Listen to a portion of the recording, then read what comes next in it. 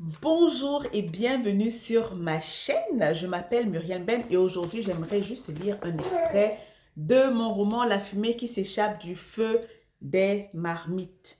Donc c'est un roman de 277 pages environ. Oui, 277 pages. Et il se présente sous cette forme. Donc j'aimerais partager avec toi aujourd'hui un extrait de ce roman, juste un court passage en fait qui est décisif dans la vie du personnage principal qui s'appelle Ananga et elle a 16 ans.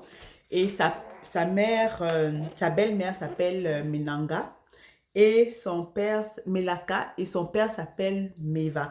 Donc pour le contexte en fait, Ananga vient d'avoir le baccalauréat au Cameroun. Et elle va aller à l'université, elle veut aller à l'université. Donc, elle va voir ses parents et elle leur annonce la bonne nouvelle. Et bien sûr, quand on a une bonne nouvelle à annoncer, on espère que les autres se réjouiront avec nous. Voyons donc voir ce qui va se passer si tel est le cas. Juste une parenthèse, c'est mon enfant qui gazouille à côté. Donc, on y va. Donc, assis au salon, ses parents regardaient un documentaire sur les animaux sauvages en Amazonie. Ils étaient silencieux, mais rompaient de temps à autre le silence pour partager leur opinion sur les images qu'ils visionnaient. Melaka et Meva étaient tous les deux passionnés d'animaux. Ananga prit donc le courage de les interrompre. Elle avait une bonne nouvelle qui, elle en était sûre, les ravirait. J'ai eu le baccalauréat. Sa voix s'éleva, révélant sa joie. Meva et sa femme Melaka échangèrent un regard circonspect. Le silence qu'ils gardèrent pendant quelques secondes déçut l'adolescente. Pourquoi ne se réjouissait-il pas avec elle? Pourquoi faisait-il cette tête d'enterrement quand elle leur annonçait l'une des nouvelles les plus importantes de sa vie? Pourquoi son père croisait ses mains et pinçait ses lèvres? Quelqu'un était-il mort? Non. Il regardait la télévision. Elle leur demanda alors: que se passe-t-il? Pourquoi ne vous réjouissez-vous pas avec moi? Je vais à l'université. J'ai envie de rajouter, bon Dieu. Ils restèrent de marbre. Ananga ignorait que son destin s'était joué des semaines avant la proclamation des résultats. Le commerce de Meva allait très mal. Il n'arrivait plus à écouler les produits de ses travaux agricoles parce que les prix avaient flambé sur le marché, inondé de boîtes de conserve venues de l'Occident. Un accord de libre-échange commercial avait été signé par son pays et plusieurs éleveurs et cultivateurs comme lui en souffraient. Les clients préféraient désormais les poulets congelés et les tomates en conserve importées de l'Europe. Les prix des produits européens étaient moins élevés que ceux des produits locaux qui n'étaient pas subventionnés par l'État. Les commerçants comme lui et son épouse en souffraient. Meva ne pouvait plus planifier ni son futur, ni celui de sa famille. Les économies engrangées s'amenuisaient au fil des jours. Il en avait discuté avec Melaka qui lui avait dit: tu as de la chance parce que Ananga est jeune. Elle peut rester à la maison le temps que le marché se relève. D'ici là, tu peux investir dans une autre plantation et en un rien de temps, tu pourras te relever. L'avantage à son âge, c'est qu'elle apprendra à devenir une femme en restant à mes côtés.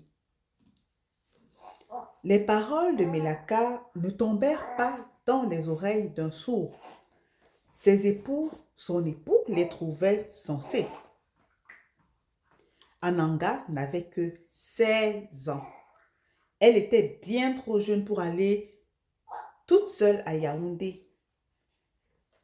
Elle n'était pas suffisamment mature. il resterait à la maison pendant quelque temps. Meva espérait simplement que sa fille comprendrait leur décision. Il tendit la main vers elle, vers sa fille, qui l'invita à s'asseoir près de lui. Il gardait la main serrée, conscient de la gravité de sa prochaine déclaration. Elle obéit et s'installa dans le fauteuil entre Melaka et lui. Ananga, ma fille, nous sommes très fiers de toi. Tu as montré durant toutes ces années ta valeur. Tu ne t'es pas laissé abattre par le décès de ta mère. Tu aurais pu devenir une délinquante, mais ce n'est pas le cas. Au contraire, tu nous as obéi et tu n'as jamais eu de fréquentation douteuse.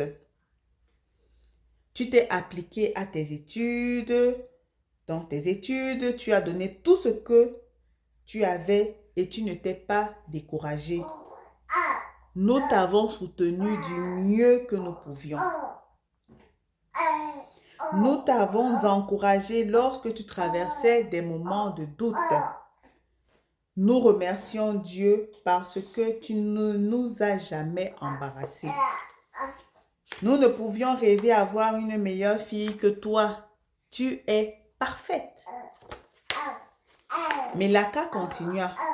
Aujourd'hui, tu as ton baccalauréat en poche. Tu as 16 ans. Tu es très jeune, peut-être un peu trop jeune pour aller à l'université. Pour le moment, les affaires vont mal. Et nous n'avons pas les moyens de te payer tes études. Mais c'est passager. En attendant de trouver une solution, tu resteras ici avec moi et je te formerai à devenir une bonne femme au foyer et une femme soumise à son mari.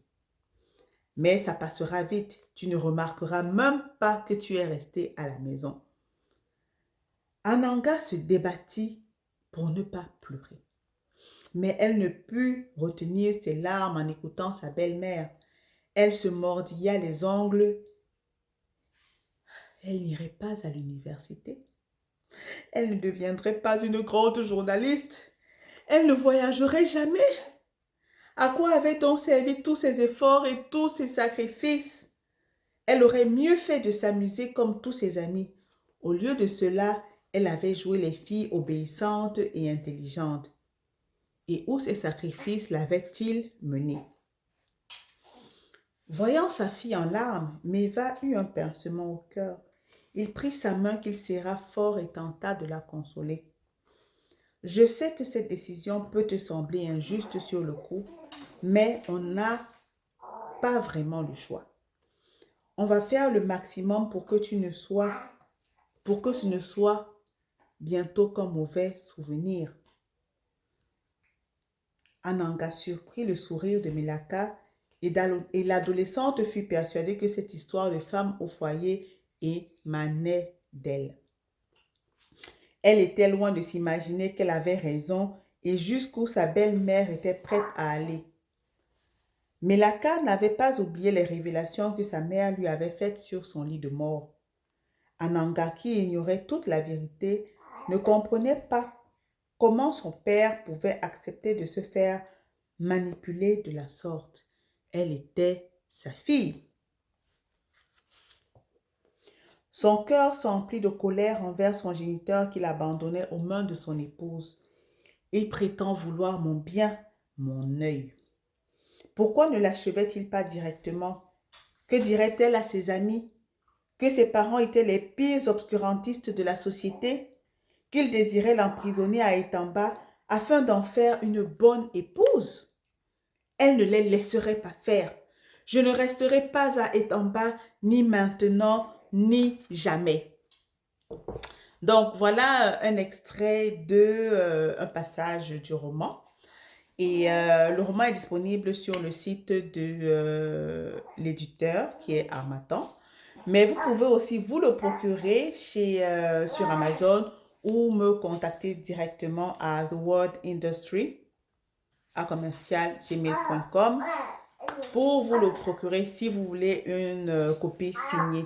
Donc, je vous remercie. Vous pouvez me laisser en commentaire vos impressions, ce que vous pensez en fait de la déscolarisation de la jeune fille et de la maltraitance des enfants en général. Donc, on se dit à bientôt dans une autre vidéo. Bye!